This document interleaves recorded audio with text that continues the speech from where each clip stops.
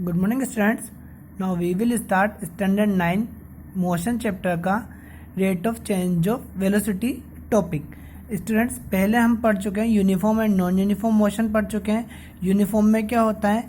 Uniform motion वो होता है जो टाइम के साथ धीरे धीरे इंक्रीज होता जाता है। जैसे जैसे टाइम बढ़ता जाता है मोशन इंक्रीज होता जाता है। नॉन यूनिफॉर्म क्या होता है? टाइम बढ़ता जाता है बट हमारी स्पीड या वेलोसिटी कम ज़्यादा होती रहती है। तो इसी तरीके उसी से रिलेटेड है हमारे पास rate of change of velocity. इधर इसमें समझना, ड्यूरिंग यूनिफॉर्म मोशन, जब मोशन क्या है यूनिफॉर्म है, जब हम एक स्ट्रेट लाइन में चलते हैं हमारा मोशन या वेलोसिटी क्या होती है? कांस्टेंट होती है। वेलोसिटी क्या होती है? हमारी कांस्टेंट होती है टाइम के साथ। पर जैसे हम सीधे रोड पे चल रहे हैं, समझ के चलना कि जब हम सीधे रोड पर चल रहे हैं स्टूडेंट्स, तो हमारी वेलोसिटी या स्पीड इक्वल रहती है। पर जैसे ही सामने गाय या कुछ या मोड़ आ जाता है, टर्न आ जाता है, तो हमें स्पीड डाउन करनी होती है। तो वो हमारी वेलोसिटी में क्या हो गया? चेंजेस हो गया। तो उस चेंजेस का पता हम किस तरह से लगाएंगे? यहाँ से लगाएंगे। किस तरीके से? देखो क्या होता है कि जब हम एक्सीलरेशन कहते हैं उसे, इट मीन्स हमारी स्पीड पहले ज़्यादा थी और बाद में क्या हो गई? कम। और जितना हमने टाइम लिया तो उस चीज़ को कहा जाता है एक्सीलरेशन। ऐसा मान के चलिए कि हम यहाँ देवली से स्टार्ट होते हैं और जयपुर जाते हैं। कभी हमारी स्पीड तेज़ होती है और हमारी स्पीड क्या होती है? लो होती है। पर जितना हम टाइम लेते हैं तो उसे क्या कहा जाता है? स्पीड। और उसे कहा जाता है एक्सीलरेशन। उसे ही एक्सीलरेशन कहा जाता है।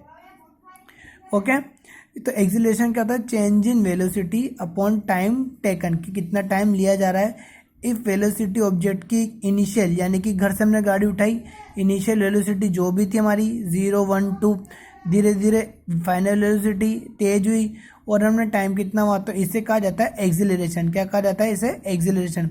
This kind of motion is called acceleration.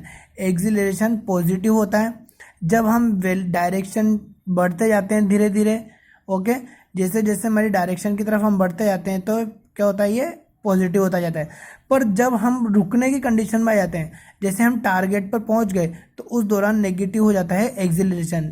उस दौरान क्या हो जाता है? एक्सीलरेशन नेगेटिव हो जाती है, हो जाता है। ऐसा यूनिट क्या होता है एक्सीलरेशन की? मीटर पर second square.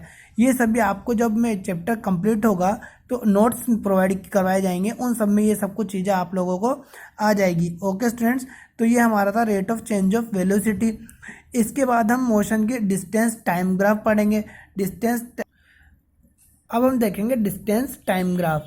Distance time graph क्या होता है?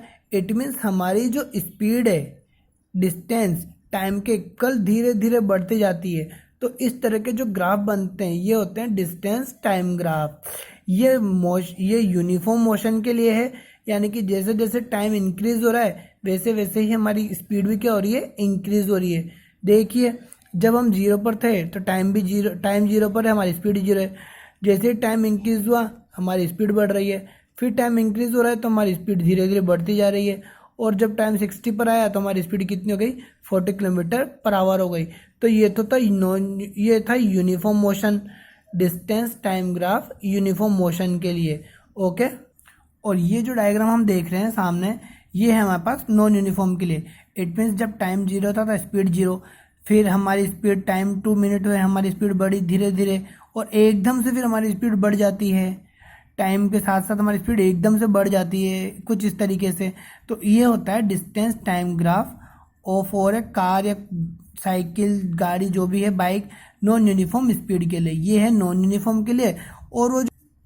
और ये जो ग्राफ है वो है distance time graph of an object moving with uniform speed. तो आज हमने देखा नॉन यूनिफॉर्म स्पीड और यूनिफॉर्म स्पीड के लिए distance time graph. Okay students, इस तरीके से ये हमारे 2 ग्राफ कंप्लीट हो गए हैं। आपको कल या 1-2 दिन में नोट्स प्रोवाइड करवा दिए जाएंगे जिनमें सभी टॉपिक क्लियरली होंगे। फिर उसके बाद हमारे पास क्वेश्चन आंसर स्टार्ट होंगे। ये था हमारे पास डिस्टेंस टाइम ग्राफ। वीडियो को डेली देखा कीजिए, डेली व्यूज़ कीजिए, इस चैनल को सब्सक्राइब कीजिए ताकि आप लोगों को नोटिफिकेशन मिल सके। Stay home, stay safe.